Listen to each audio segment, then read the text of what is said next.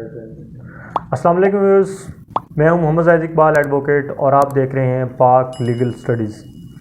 आज हम जो टॉपिक डिस्कस करने जा रहे हैं वो है एडमिनिस्ट्रेशन ऑफ जस्टिस। ये LLB part 1 philosophy of law और एलएलबी पार्ट 2 इंग्लिश जूरिस्प्रूडेंस, ये दोनों स्टूडेंट्स के लिए, दोनों क्लासेस के स्टूडेंट्स के लिए बड़ा इंपॉर्टेंट टॉपिक है। Administration of justice. Administration of justice क्या है?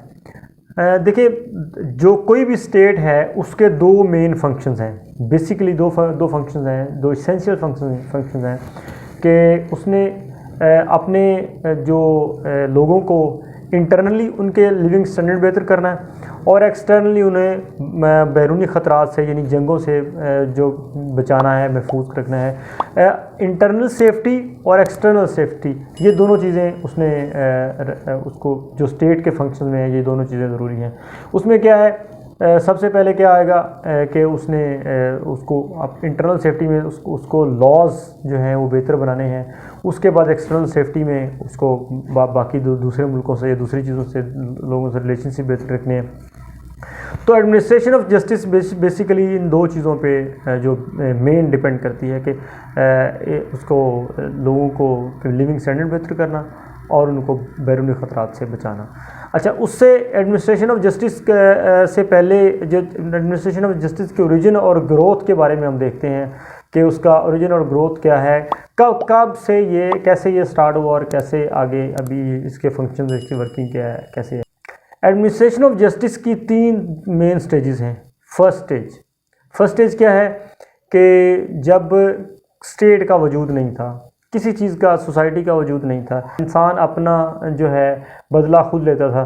पर्सनल वेंजेंस जो है अलाउ था उस वक्त जो इंसान खुद ही सजा अपने ही किसी ने उसके ख़िलाफ़ कोई बात की, क्राइम किया, जुर्म किया, कुछ भी, उसकी सज़ा बंदा खुद ही लेता, अपने ही जान का खुद बदला इंसान लेता था। तो ये पहली स्टेज है कि जब लॉ नहीं था, बिल्कुल लॉ नहीं था, सोसाइटी का वजूद नहीं था, तो इंसान अपना बदला खुद लेता था। ट्राइब्स, कबाइल तबाह हो जाते थे। कोई किसी का एक बंदा मार देता था तो वो उसके 2 मार देता था, वो 2 मारता था, वो 3 मार देता था, 4 मार देता था। तो लोग इस सारा दुश्मनी दर दुश्मनी आगे से आगे बढ़ती जाती थी। कोई एक पैमाना नहीं था, कोई कायदा कानून नहीं था कि बदला लेना है तो किस हद तक लेना है।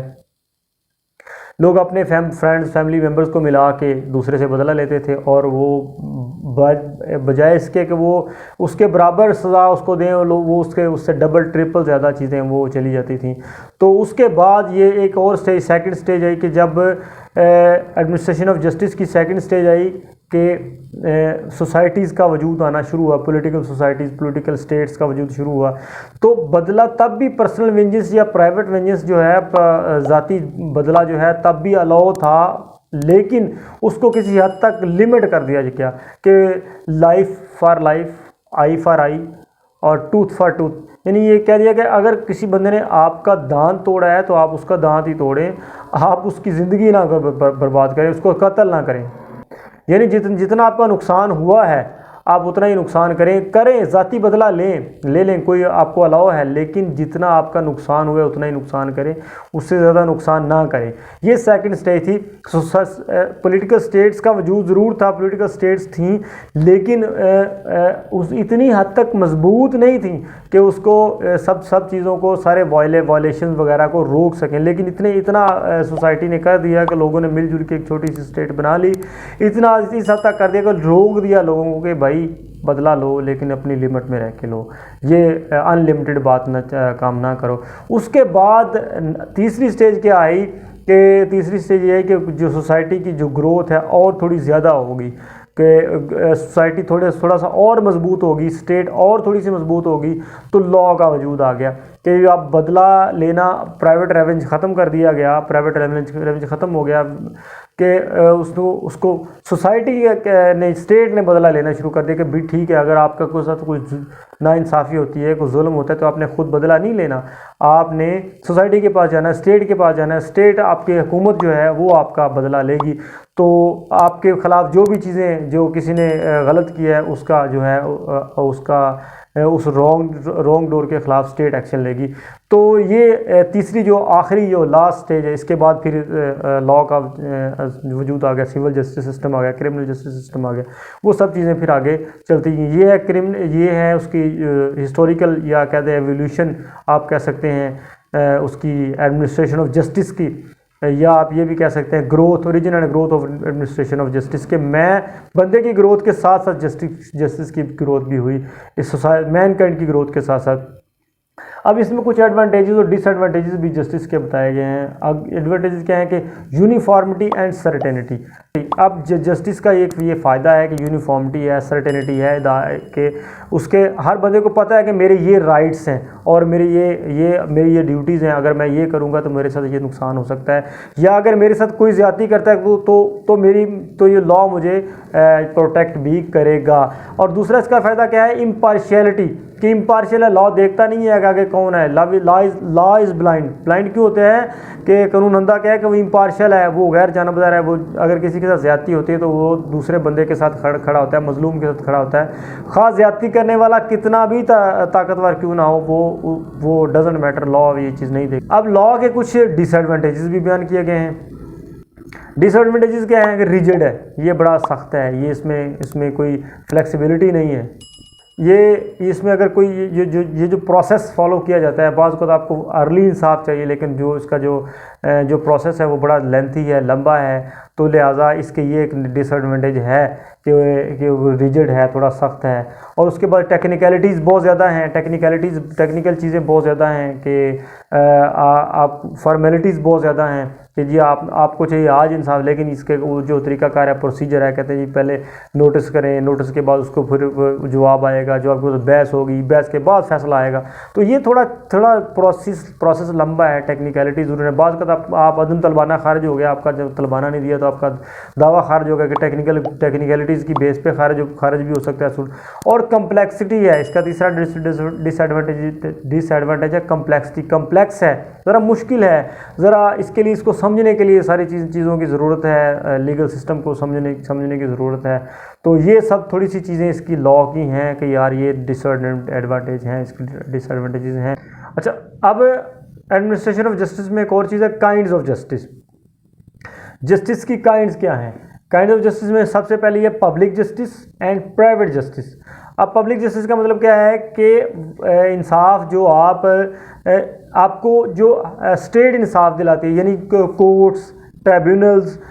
अगर कोई बंदा इंसाफ के लिए कोर्ट के पास जाता है या ट्राइब्यूनल के पास जाता है, गवर्नमेंट अथॉरिटीज़ के पास जाता है कि भाई मुझे इंसाफ चाहिए, मेरे साथ ये प्रॉब्लम हो गया है, मुझे आप इंसाफ दिलाएं, तो वो पब्लिक जस्टिस में आता है कि अगर आप गवर्नमेंट आपको इंसाफ दिलाती है या आपको गवर्नमेंट की अथॉरिटीज़ आपको इंसाफ दिलाती हैं, या यानी कि कहने का मतलब ये है कि पब्लिक जस्टिस में वो चीज़ें हैं जो अदालती जो कार्रवाई है, जो कोर्ट्स हैं, ट्रिब्यूनल है, जो पब्लिक का इन्फोर्स करती है, वो पब्लिक जस्टिस में होता है। और उसके बाद है प्राइवेट जस्टिस। प्राइवेट जस्टिस क्या है कि अगर आप इंसाफ लेने के लिए एक दूसरे के से यानी एडीआर, यानी आप किसी प्राइवेट पार्टी से इंसाफ मांगते हैं, यानी आप किसी वडेरे के पास चले जाते हैं, या कोई आपका जो भी प्राइवेट बंदा है, आपके ख़ानदान के बड़े के पास चले जाते हैं, या आपके दोस्त मिलजुल के आपकी सुलह करा देते हैं या आपका फैसला कर देते हैं, या कोई पंचायत गाँव की आपके फैसला कर देती है, वो है प्राइवेट जस्टिस। यानी प्राइवेट पार्टीज़, पब्लिक, सरकार, गवर्नमेंट नहीं, कोई अदालत नहीं, कोई कुछ नहीं, सिर्फ प्राइवेट लोग जो आपका एक इंसाफ दिलाते हैं, वो प्राइवेट जस्टिस में आता है। अब उसके बाद है civil and criminal justice. Civil justice वो है कि जो सिविल मैटर्स हैं, छोटे मोटे मैटर्स आपके जो जिसमें गवर्नमेंट इन्वॉल्व नहीं है, स्टेट इन्वॉल्व नहीं है, यानी आप लॉ ऑफ प्रॉपर्टी का कोई मैटर है, कोई कॉन्ट्रैक्ट का मैटर है, कोई भी ऐसा जो चीज़ें हैं, मतलब जो सिविल सूट्स हैं, वो सिविल जस्टिस में थे।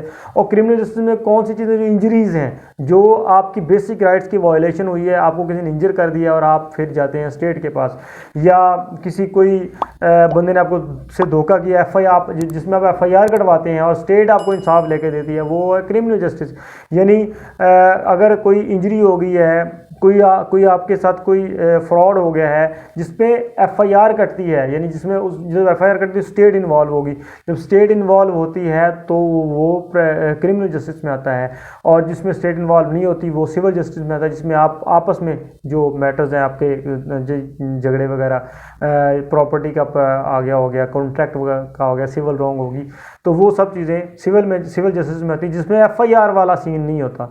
अब दूसरी क्या है कि purpose of civil justice, result और outcomes of civil and criminal justice.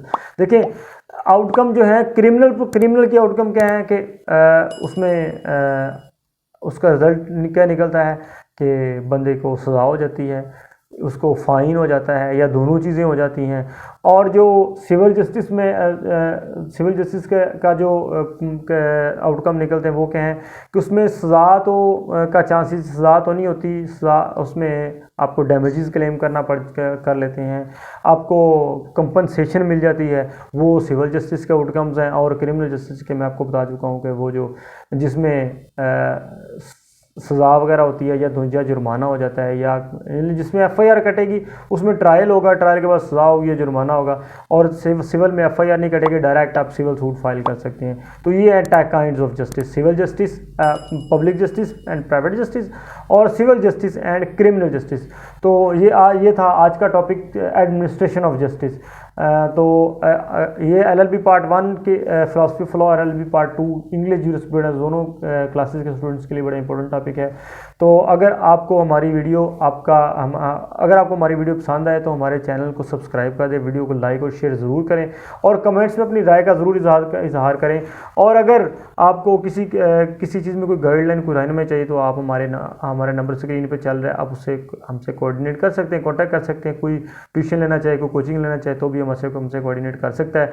मिलते हैं किसी और अगले इन्फॉर्मेटिव टॉपिक के साथ, तब तक के लिए अल्लाह हाफिज़।